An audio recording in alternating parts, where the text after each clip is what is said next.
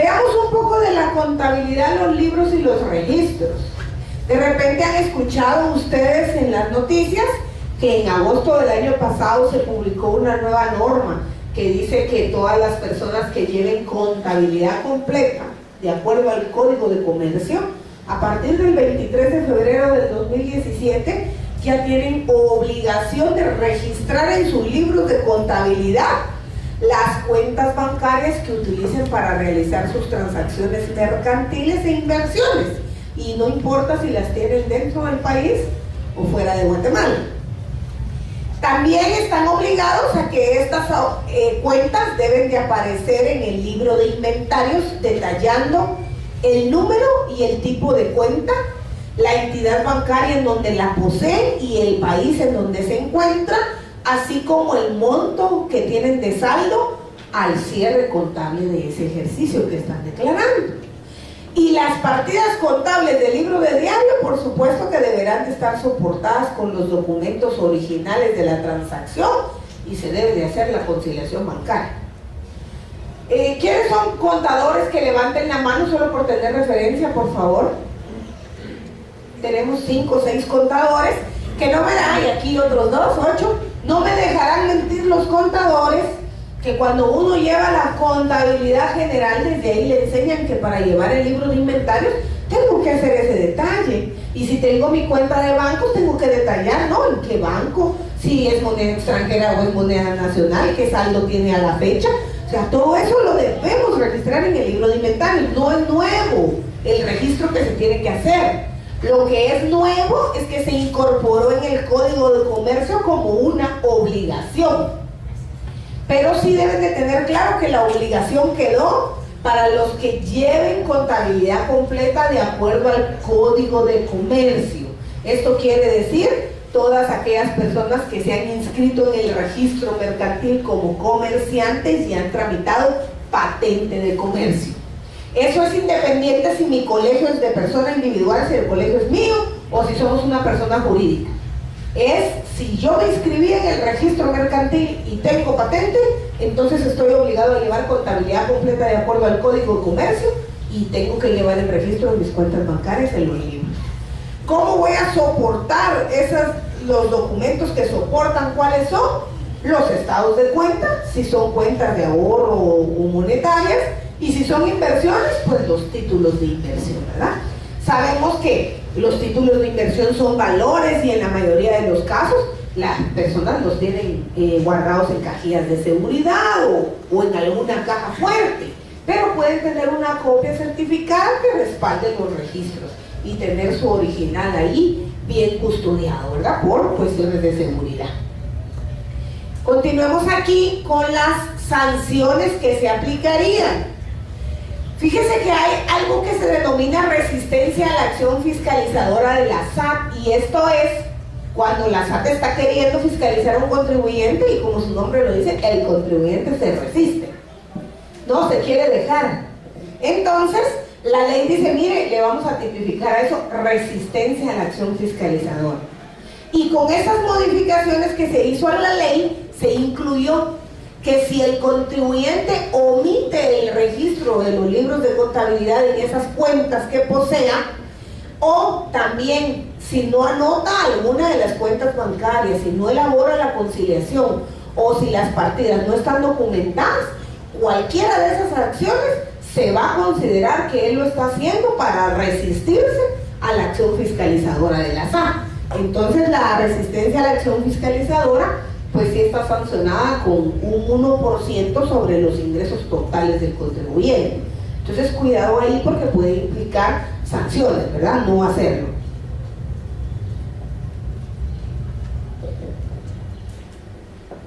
¿Y qué otras infracciones puede haber? Bueno, presentar las declaraciones después del plazo, porque veíamos en el ejemplo de las obligaciones formales, decíamos que declarar es una obligación formal, independientemente si me toca pagar o no.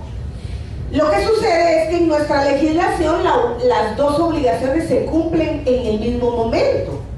El formulario me sirve para declarar y ahí estoy cumpliendo la obligación formal, pero esa misma declaración me sirve para pagar entonces estoy cumpliendo la obligación sustantiva. Entonces, si ustedes ven los formularios, la mayoría dicen declaración jurada y recibo de pago de tal impuesto o de tal cuestión, porque estamos cumpliendo obligación formal y sustantiva. Entonces tenemos que ver de presentar la declaración después del plazo establecido por la ley. Tiene una multa de 50 quetzales de atraso hasta un máximo de 1000 quetzales. Y esta parte que está aquí viene con dedicatoria especial. Miren, cuando la infracción sea cometida por entidades que están total o parcialmente exentas del ISR, la sanción se duplica. Ahí van ustedes. ¿Y por qué se duplica? Porque solo tiene que cumplir con la formalidad de declarar, no va a pagar, y encima no declara, entonces por eso se castiga doble, ¿verdad? Usted no está pagando, solo repórteme, pero ojo, vamos a ver ahí esa diferencia también. Hemos tenido casos en la unidad de control de entes exentos en donde los contribuyentes muy aplicados están cumpliendo con declarar, pero están mandando todo a valor cero. Y yo solamente puedo declarar valor cero cuando no he tenido ningún movimiento. Pero si yo estoy teniendo movimiento, no puedo declarar valor cero. Tengo que declarar el rubro en mis ingresos exentos. Tengo que declararlo en mis rentas exentas. Tengo que decir qué ingresos tuve. Pero son exentos, por eso no pago. Pero tengo que detallar. Entonces vamos a ver aquí el formulario del IVA. Traigo yo marcado con asterisco principalmente las casillas que ustedes tienen que tener especial cuidado en que esas casillas deben de utilizar y siempre deberán de llevar la información de sus operaciones, ¿verdad? Para que no cometan el error de presentar el formulario en blanco. Veamos aquí, la no presentación ante la administración tributaria de los informes establecidos en las leyes. Si hay algún informe que la ley le obligue por el régimen en el que el contribuyente esté, por ejemplo, los que están afectos a ISR y pagan sobre utilidades, están obligados a presentar un informe, no sé por qué se habrá pagado, perdón, un informe de inventarios cada 6 meses. Si no lo presentan, entonces tienen una sanción que está establecida acá, solo me voy a acercar porque me da el reflejo, una multa de 5,000 quetzales la primera vez que no lo presentan, 10,000 quetzales la segunda vez que no lo presentan, y la tercera vez que no lo presenta, 10,000 quetzales más el 1% de sus ingresos. Y alguien podría decir, bueno, pues ahí lo dejamos, ¿verdad? Pago las multas y ya. Pero si se lo pido 3 veces, le aplico la multa y no me lo da, ¿qué es lo que me da la pauta ahí? Que no se está dejando que yo le revise, ¿no? Entonces puedo ir y decirle, mire, eso es resistencia a la acción fiscalizadora y atacarle con el otro artículo de resistencia que le va a traer una consecuencia más grande, ¿no? Entonces cuidado ahí con no cumplir con eso. Vamos a seguir acá. Vean otro tema que es interesante y yo se los voy a explicar, es actuar como agente de retención. Fíjense que esa es una formalidad. El Código Tributario dice que cuando alguien pague rentas que están afectas a un impuesto y la ley específica se lo mande, se va a convertir en un agente de retención. ¿Y qué es eso? Es alguien que cuando paga se tiene que quedar con un poquito y lo manda a pagar al Estado como el impuesto de la otra persona. Es un intermediario. Cuando yo le estoy pagando algo acá a la hermana, ella es la obligada a tributar sobre el ingreso que está percibiendo. Pero la ley me dice a mí, reténgale un poquito de ese impuesto y mándelo a pagar en nombre de ella. Entonces yo me convierto en un intermediario entre ella, que es el contribuyente, y el Estado, que es el que cobra el impuesto. Entonces yo le retengo a ella su impuesto y yo lo mando a pagar. Ella ya no lo va a pagar porque yo ya lo pagué en nombre de ella. Pero hacer esa retención es una obligación formal. Si la ley me dice que estoy obligado, debo de hacerlo. Entonces, especialmente vamos a hablar en el impuesto a la renta, que yo tengo que retener como centro educativo, yo tengo que retener impuesto a la renta. Siempre. Bueno, el impuesto a la renta hay 3 categorías. Primero podemos hablar de las rentas del trabajo. Hablemos de rentas del trabajo primero. Esos son mis empleados. A los empleados que yo tenga por contrato, no porque ellos me emiten facturas. Si me emiten facturas, los dejo fuera por el momento. Los empleados que yo tenga con prestaciones, si yo les pago sus prestaciones y los tengo en una planilla, yo les tengo que retener impuesto a la renta sobre su salario, ¿verdad? Entonces cuidado ahí porque tengo que ver. La condición es que al año ellos generen más de 48,000 quetzales de ingresos desde el 1 de enero hasta el 31 de diciembre. Es decir, su sueldo, aguinaldo, bono 14, bonificación, todo lo que yo les pago en el año, sume 48,000 quetzales o más. Si suma 48,000 o más, yo tengo que retener una parte en concepto de impuesto a la renta a mis empleados. Esto es ajeno al IX, porque en el IX hay una norma que le dice, mire, si usted tiene menos de 3 empleados, no está obligado a pagarles, inscribirles en el IX y hacerles el descuento. Pero en el ISR no hay mínimo de empleados. Si tiene uno y ese uno paga más de 48,000 en el año, a ese uno le tiene que retener. El otro rubro en que hay que retener, ese se denomina en rentas de actividad lucrativa, y esa es a todos nuestros proveedores que nos emiten factura por lo que nosotros les compramos. Ahí tenemos que recibir todas las facturas que nos dan nuestros proveedores y tenemos que ver qué leyenda tienen las facturas. Y las facturas pueden tener 4 leyendas. Pueden decir, pequeño contribuyente no genera crédito fiscal. Puede decir, sujeto a pagos directos según resolución de la SAT. Pueden decir, sujeto a pagos trimestrales del ISR, o pueden decir, sujeto a retención definitiva. Y solamente tienen que retener ustedes sobre las facturas que digan sujeto a retención definitiva y que el monto de la factura sea mayor a 2.500 quetzales cuando ya le hemos quitado el IVA. Y entonces en esas se tiene que retener un 5% si la factura no supera 30,000 quetzales, o el 7% a lo que sea más de 30,000 quetzales. Esa es la retención que tendrían que hacer del impuesto sobre la renta.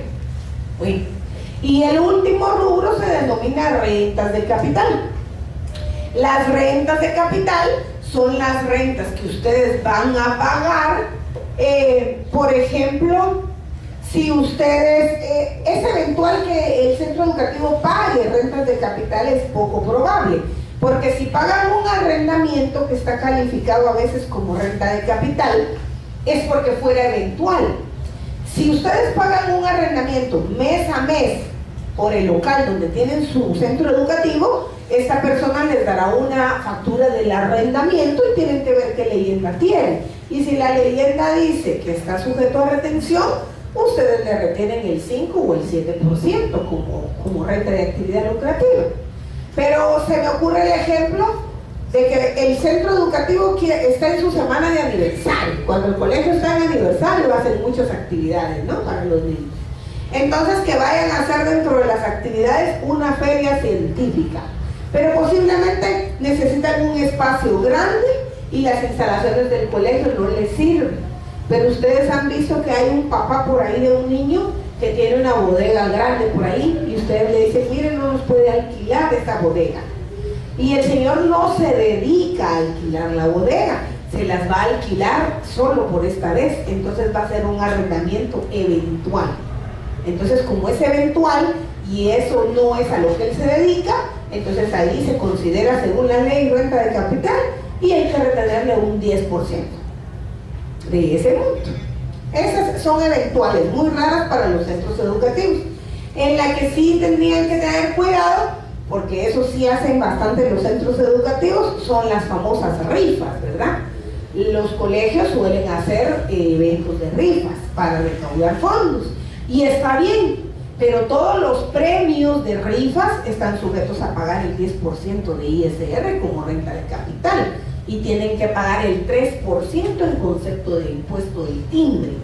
Entonces el que se gana el premio tiene que pagar ese dinero.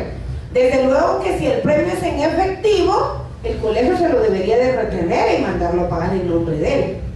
Si el premio es en especie, dijéramos que le están dando una refrigeradora, un televisor, una computadora, tienen que pagar también el 10% de ISR y el 3% de timbre sobre el valor del bien que se están ganando, pero ahí no se lo pueden retener, ¿verdad? Porque no le van a quitar la puerta a la refrigeradora para compensar el impuesto, sino que le tienen que pedir a la persona que pague el impuesto, y cuando le traiga el comprobante que ya pagó, entonces ustedes le entregan su premio. Esa es la parte respecto a rentas de capital. Posiblemente va más ahí por premios, rifas y loterías. Comentarle tal vez aquí a los compañeros de la mesa principal, que son quienes organizaron el evento, que nosotros también tenemos un curso de 3 horas solo hablando de retenciones. Entonces, si están interesados, podemos programar para otra charla el tema solo de retenciones, ¿verdad? Porque hoy solo les di así muy general esa parte, ¿verdad? Entonces hay que ver cómo está trabajando cada colegio y ampliar ese tema, ¿verdad? Infracciones y relacionadas las sanciones con retenciones de esos impuestos. ¿Se recuerdan que yo les decía? La obligación es retener. Alguien por ahí de repente diga, ay no, mire, pero para no meterme en problemas de que yo le retengo y yo tengo que mandar a pagar eso y si se me olvida, mejor no lo retengo y me evito complicaciones, puede decir alguien, ¿no? Sin embargo, como es una obligación formal, si no retengo estoy cometiendo una infracción que se llama falta de retención. Y esta tiene una multa del 100% del impuesto dejado de retener. O sea que si yo tenía que retener 100 quetzales y no lo hice, pues tengo una multa de 100 quetzales por no haber hecho la retención. Entonces, tengo que retener, o sea, sí o sí. Por otro lado, cumplo con hacer la retención. ¿Qué me toca hacer? Mandarlo a pagar. Ah, entonces tengo un plazo para pagarlo, pero se me pasa el plazo, cometo la infracción de pago extemporáneo, porque lo estoy pagando fuera del plazo. Entonces acá me cobran el 100% de multa por no haberlo pagado en tiempo y los intereses que se generen desde el día que venció la obligación hasta el día que yo lo pago. Es decir, que los intereses pues se van creciendo día a día, ¿no? Entonces, ojo ahí, retuve 100 quetzales, tengo que mandar a pagar 100 quetzales. Si no los pagué, entonces tengo que pagar 100 del impuesto más 100 de la multa más los intereses. Los intereses cambian cada 6 meses. La Junta Monetaria nos da una tasa en enero para los primeros 6 meses del año y nos da una tasa en julio para los segundos 6 meses del año, ¿verdad? Entonces esa es variable ahí. Y la última, una vez hago la retención, yo le tengo que dar a la persona una constancia de que le retuve. No emitir esa constancia o emitirla después del tiempo establecido, tengo una multa de 1000 quetzales por cada constancia no emitida o emitida extemporáneamente.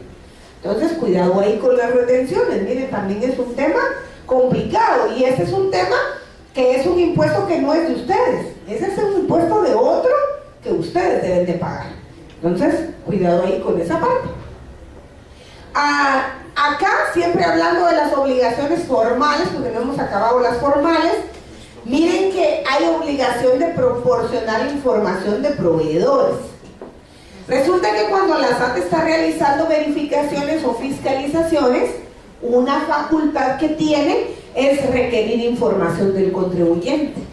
Pero imagínense que fiscalización tal vez está fiscalizando acá el compañero las operaciones que él realiza en su centro educativo. Pero necesita saber si algo que él está documentando de veras es así o no.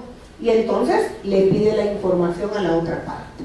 Y acá lo vemos al revés. Miren ustedes, le está diciendo, no estoy fiscalizando al centro educativo.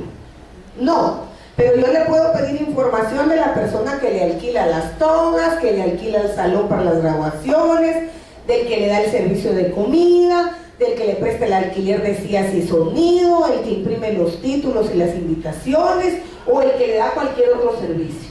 Entonces imagínense que yo estoy investigando al que alquila las togas, y yo estoy fiscalizando al que alquila las togas, y quiero corroborar si de veras con su colegio hizo o no esa transacción.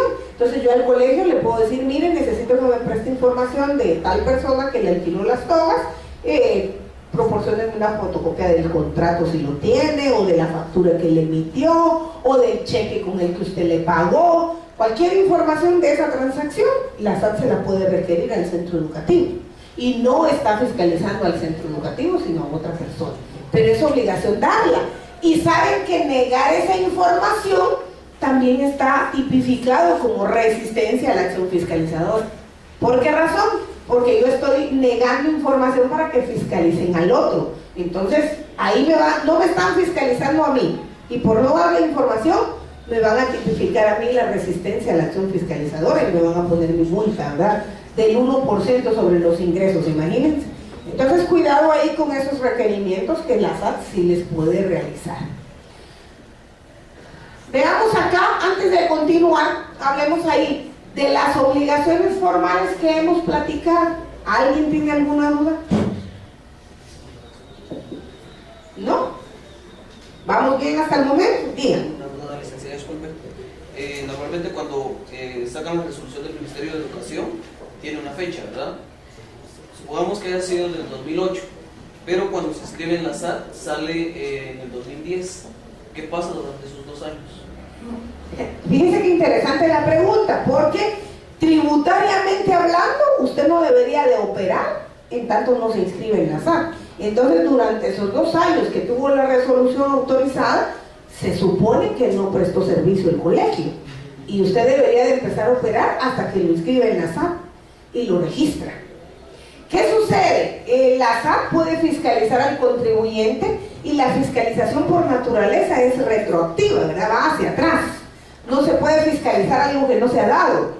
Entonces la ley dice que SAT puede fiscalizar 4 años para atrás a los contribuyentes que están inscritos. Pero también dice que si detecta algún contribuyente que no está inscrito y no está tributando, pero sí está realizando operaciones, la prescripción para él es de 8 años. Entonces puedo revisarle 8 años para atrás. También la administración tributaria, con base a la ley del IVA y del ISR, puede inscribir a los contribuyentes de oficio si los detecta. Los puede inscribir de oficio y les notifica que ya les inscribió. Si el colegio simplemente autorizó la resolución, no hizo nada y por X razón ya no lo inscribió y hasta 2 años después fue a inscribirlo a la SAT, no hay problema. En cuanto lo inscribe, puede iniciar operaciones. Tengo una segunda duda. Ajá. Sobre las declaraciones de impuestos. Dentro del RTU aparecen las obligaciones tributarias de cada contribuyente. ¿Correcto? Supongamos que es un colegio, solo le aparece IVA mensual. ¿Solo tiene la obligación de presentar IVA mensual o también presenta ISR anual? Porque en el ISR aparece que tiene que presentar... No voy a profundizar en la respuesta porque lo vamos a ver más adelante, pero le contesto de manera directa sin explicarlo. Obligado al IVA porque ahí le aparece como una obligación, y aunque no le aparezca el ISR, todos están obligados a declarar el ISR anual informativo. Lo vamos a explicar cuando veamos el ISR. Ajá. ¿Alguien más que tenga otra duda de lo que ya vimos? ¿No? Bueno, vamos a continuar entonces acá. Veamos acerca del control a los centros educativos. Resulta que a través de estas modificaciones al decreto 37 de 2016 y ya desde el presupuesto del año 2015 que se sacó con el decreto 22 2014, se le dio la instrucción a la SAT de que creara un área específica para el control de los que gozaban del beneficio de exenciones. Y de ahí surgió el Departamento de Control de Entes Exentos, que pertenece a la Intendencia de Fiscalización y, según han comentado nuestras autoridades, está en proceso para cambiar a la Intendencia de Fiscalización por la labor que realiza. Y esta unidad de entes exentos o el Departamento de Control de Entes Exentos de repente se ha puesto en contacto con alguno de ustedes porque miran los centros educativos y le hacen revisiones de papelería y les hacen ajustes algunas veces en el uso de las constancias de exención cuando las